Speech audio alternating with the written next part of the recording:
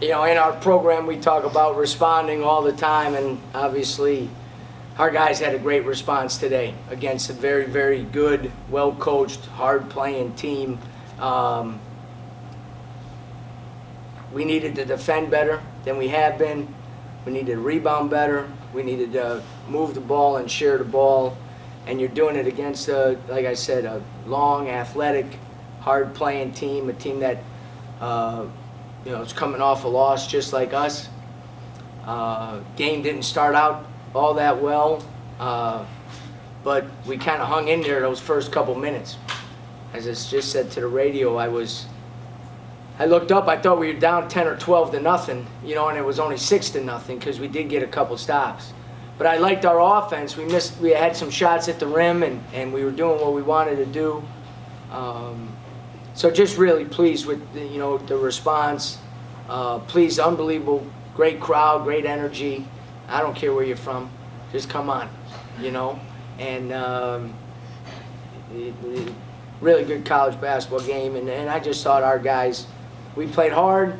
We're not pretty all the time, but when we compete like that, and the bottom line is, when David Collins and LaQuincy Rito and David Collins command the game the way those two guys did, it just makes the game easier for everybody else. It just really does. And that puts a lot of pressure on them because they're doing it against the best defensive players on the other team as well. So just really pleased with those two guys and everybody. I thought Mike played really well. I thought, everybody made some big plays for us throughout the whole game. I'll open it up for questions.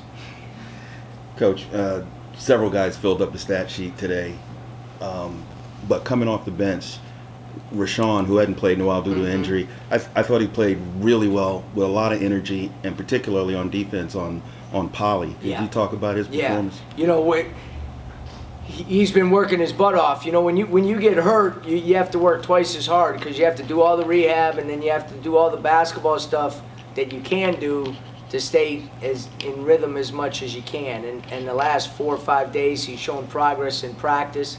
So we felt comfortable in playing him. And I thought maybe give our training staff credit and give the assistants credit. We weren't going to play him on Wednesday, but we dressed him. We made him go through warm-ups. We made him go through shoot-around. So mentally, he was prepping because we felt he'd be able to play today. And I thought that helped him. But he had great energy. And defensively, I think he's got a chance to be a really, really good defender because he can guard multiple positions. And he did a great job today for us, no question. He had a big tip in the first half, and then obviously hit a three at a critical time for us as well. You were talking the other day about getting the foul line more. 29 attempts. You shot 81% in the second half. You'll take that every day of the week, won't you? Twice on Sunday. Yep, no doubt about it. And I think we started out, so we missed 8. I think we missed maybe 4 out of our first 5 or 3 out of our first 4. But we shoot a lot of free throws in practice. We really do. And it's amazing once 1 or 2 guys make a couple, and then everybody kind of steps up. But more importantly, as you said, we were aggressive throughout the whole game. And because of that, we were able to get to the free throw line. And that's kind of who we are. Now you sprinkle in a 3 here and there, you sprinkle in some post baskets by Mike, and we're a much different team. Again, 75 points. When we score over 70, we don't lose many games. We don't lose many games. So we got to.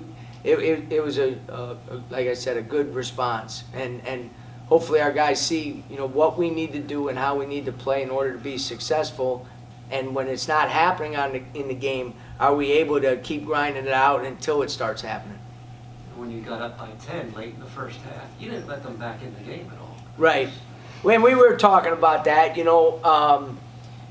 here's the thing: when you have that lead, and when we were up 12 or 13, we talked to the guys in the second half about you extend that lead by getting defensive stops. That's how you extend it. You get stops and you get some runouts. You get stops, you get some runouts, and that's how we were able to extend it.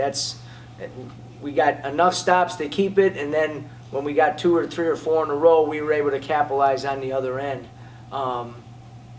We are going to be a little up and down on offense.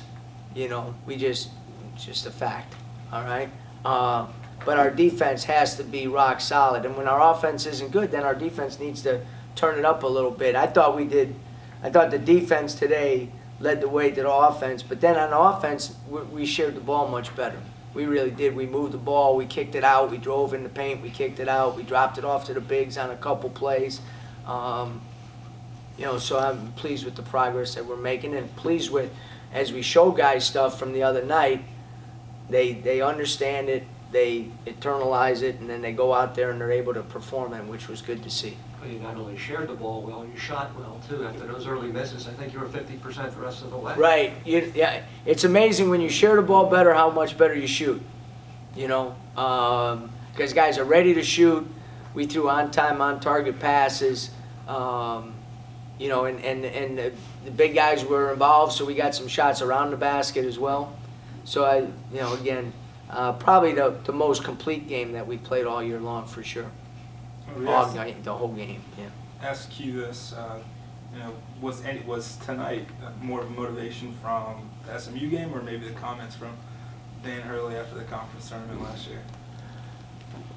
Did he even know what you were talking about? Yeah. You asked Q that? Yeah. I don't remember. What were the comments? Should have won by more. Oh, really? Man. What was his answer? Did you ask Q that? Yeah. Oh, what'd he say? He said a little bit, but he likes Dan's competitive nature. Yeah. I mean, I think it was more of a response to SMU. We were disappointed. We didn't play. We didn't compete at the level. Now, you know, sometimes when coaches say we didn't compete, it's kind of a you know, backhanded. We always play hard, but we didn't compete and play with the basketball IQ that we were capable of playing with the other night. So today we needed to do that in a response to that. And I'm sure he was telling the guys that he coaches the same thing, because they didn't play as well as they're capable of playing at Cincinnati either. So it was 2 teams coming in that needed to respond, and I'm just pleased at the way our guys did. Looking ahead now to East Carolina, you've got a tall task in trying to defend Jaden Gardner. Right. You know, just kind of your thoughts on ECU as you head up to Greenville. Well, yeah, obviously they got some guys back now that were banged up early, so they're playing much better. Gave Wichita State all they could handle the other night in Wichita. Tough place to play. You know, we kind of pulled away at the end last year, but that was a nip and tuck the whole game, and here was a double overtime or overtime win. Gardner's a handful, but they got some other pieces now as he's brought in some new guys that are playing better. You know, anytime you play East Carolina, he's one of the best players, top 5 players in the league. So you have to do a great job on him. And at the same time, I'll readily admit, I have not watched 1 second of them. You know, I had bigger issues to deal with. So we'll start that in about an hour. But Gardner, as one of the top 5 players in the league, one of the best power forwards in the country, we had a good matchup with him last year because of, you know, Alexis. So we're going to have to figure some stuff out heading into this game. And you know, obviously the crowd, the energy, like I said, was fantastic today. So I appreciate it. And obviously with the salute to the servicemen and women, I always say, you know, they're such a big part of our community here in Tampa. For us to be able to do that, you know, to honor them and to show our respect to them and to acknowledge the impact that they make on our community every single day. And that's just not the servicemen and women in terms of the armed forces, but obviously that's the police, fire department, EMTs. You know, they make our lives a lot easier and they protect us every single day. So as a program, as a head coach, I really, really appreciate it. And it's great. Our marketing people did a great job of being able to promote that and getting, I think it was possibly 1,000 of them here. So that was fantastic. All right, thanks guys.